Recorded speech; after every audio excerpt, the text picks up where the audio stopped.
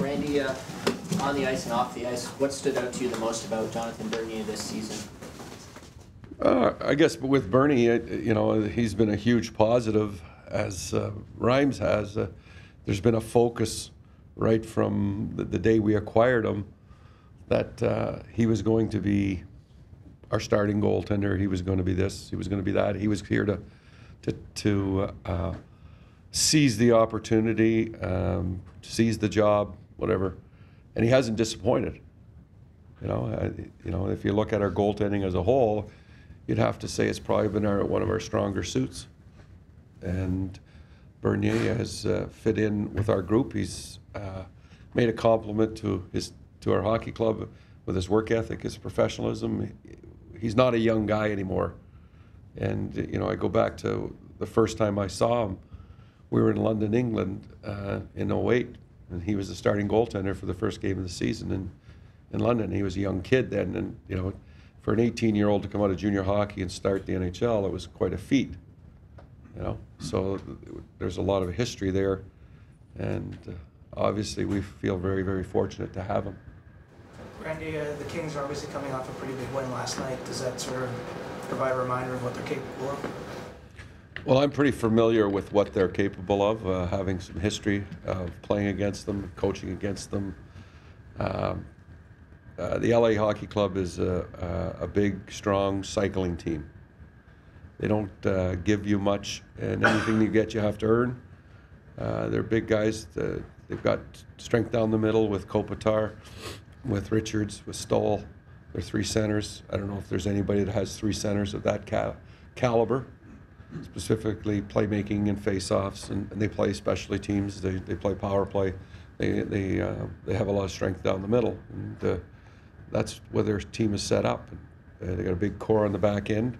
I think Green will probably come back into their lineup, and Regier, Green, Mitchell, and Doughty.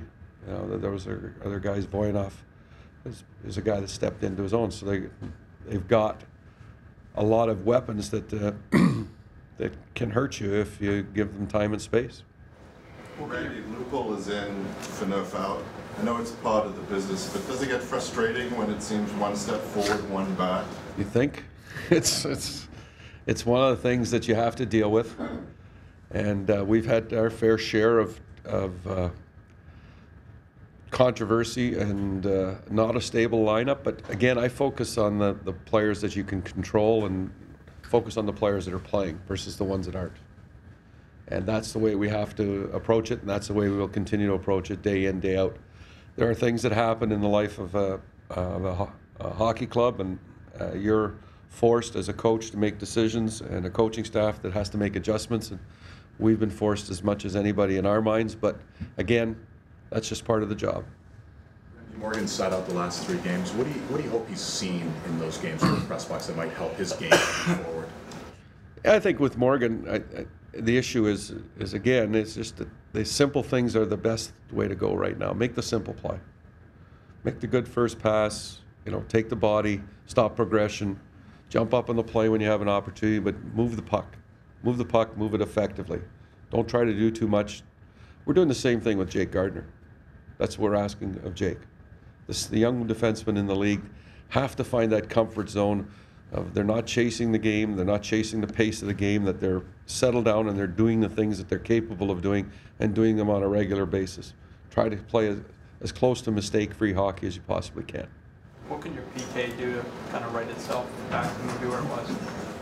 I think, again, where the area in which the goals have been scored is the most alarming. I said it after the game. You cannot give teams opportunities from that critical area. Simple as that. And we've vacated there in a couple of the last goals specifically, and that's unacceptable. If they get a shot from the outside and it hits the shaft of a stick or hits our player and goes in, you kind of live with those ones.